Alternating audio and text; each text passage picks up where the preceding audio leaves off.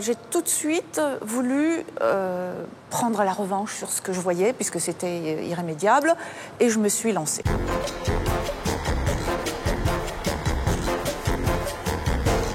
Dominique Loiseau. Dominique, bienvenue sur le plateau de Tout le monde a parlé.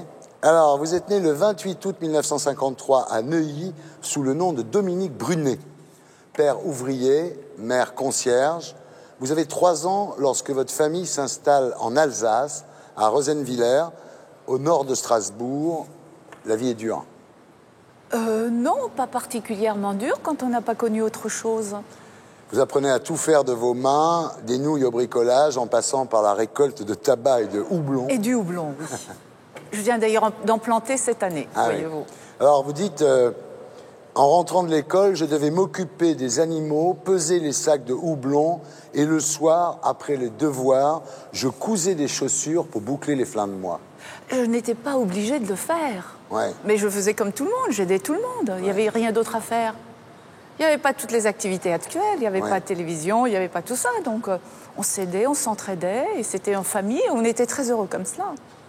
Alors, éducation très stricte chez les Sœurs de la Divine Providence. Vous êtes bonne élève? J'ai toujours été bonne élève. J'ai toujours essayé d'être bonne élève, et j'essaie encore d'être bonne élève dans mon métier, voyez-vous.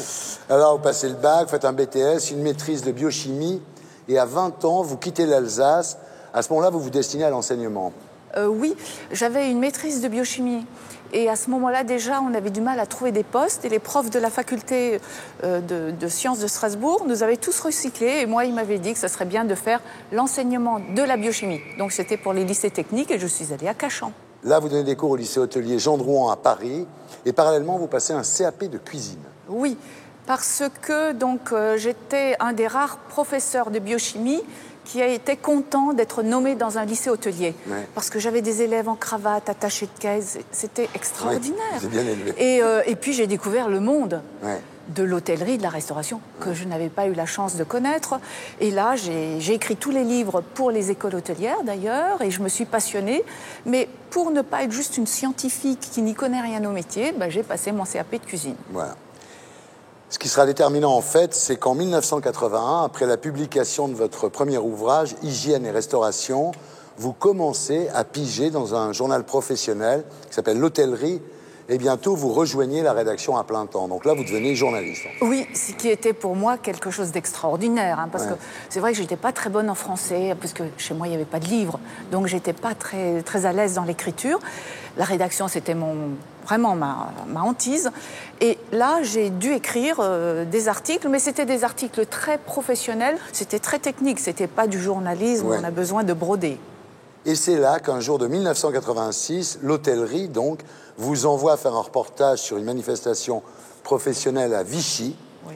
Et là, vous remarquez le regard insistant de Bernard Loiseau. Oui, toute une soirée, il m'a fixée. J'ai d'ailleurs cru que c'était Alain Chapelle, puisqu'ils avaient à peu près le même physique.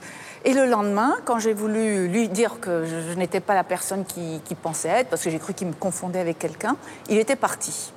Quelques semaines plus tard, heureusement, autre manifestation, là vous vous présentez, et puis voilà quoi. On règle notre problème, effectivement. Tout commence. Oui. Alors à l'époque, Bernard est en instance de divorce, il a de gros problèmes financiers, et il trouve en vous une oreille attentive, une épaule accueillante. Oui, c'était assez difficile pour moi, parce que je n'avais jamais vu un homme pleurer de ma vie, mais il était tellement touchant, à la fois passionné et touchant, émouvant. Enfin bon, vous savez, quand on tombe amoureux, on ne sait pas quelle est l'alchimie exacte, mais il se passait quelque chose de très fort. Alors vous vous mariez? Oui. Bientôt vous êtes enceinte de votre première fille? Et oui, parce qu'il était temps, j'avais quand même déjà un peu plus de 30 ans, donc on avait décidé tout de suite d'avoir un enfant. Alors, après la naissance de votre première fille, vous rejoignez Bernard au fameux hôtel-restaurant La Côte d'Or à Saulieu.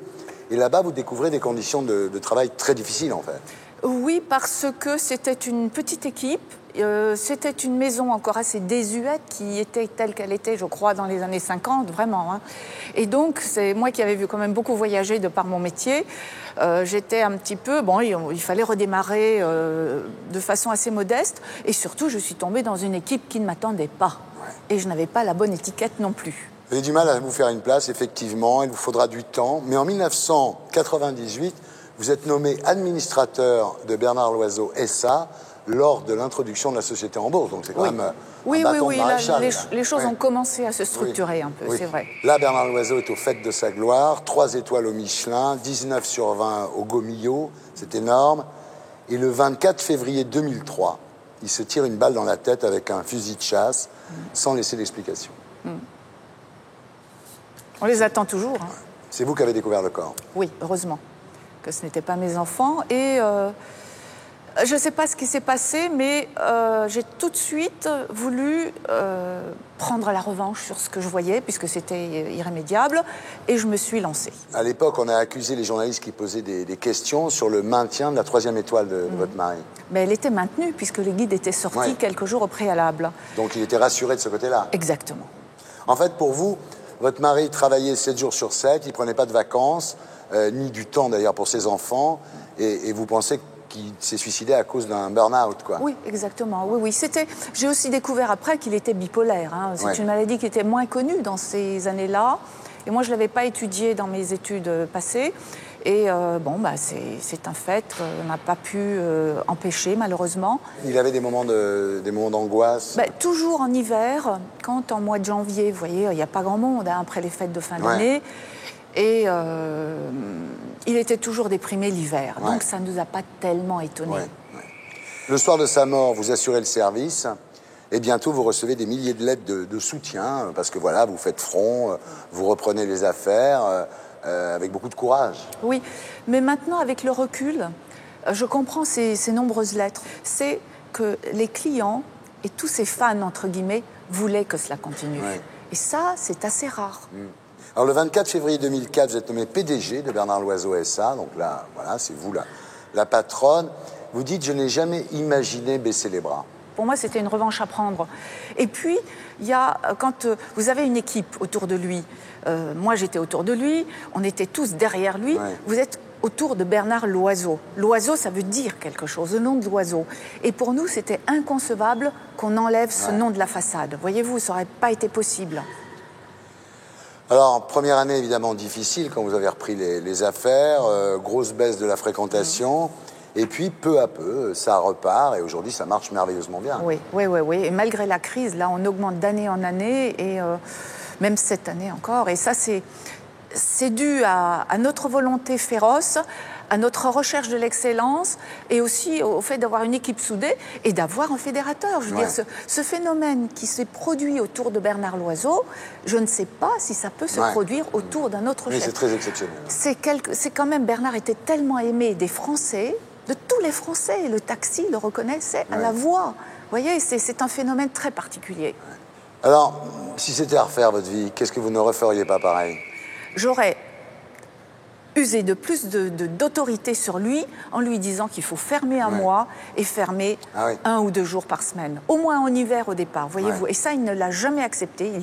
Il n'a jamais voulu m'écouter parce qu'il a préféré écouter son expert comptable et qui lui disait que c'était un manque à gagner si l'on ferme. Or, les charges salariales changent à ce moment-là.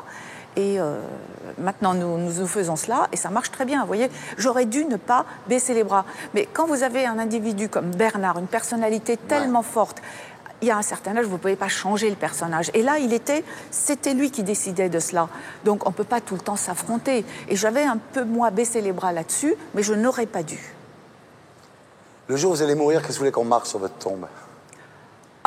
Écoutez, quelque chose qui peut être interprété de nombreuses manières, qui peut servir à beaucoup de gens et qui a toujours été dans mes cahiers de texte quand j'étais élève, c'est « Seul le travail ne déçoit pas ». Merci, j'étais très heureux de rallumer la lumière sur vous, Dominique. Merci. Merci beaucoup. Et pour être sûr de ne rien rater de Inarditube, abonnez-vous et mettez un pouce bleu.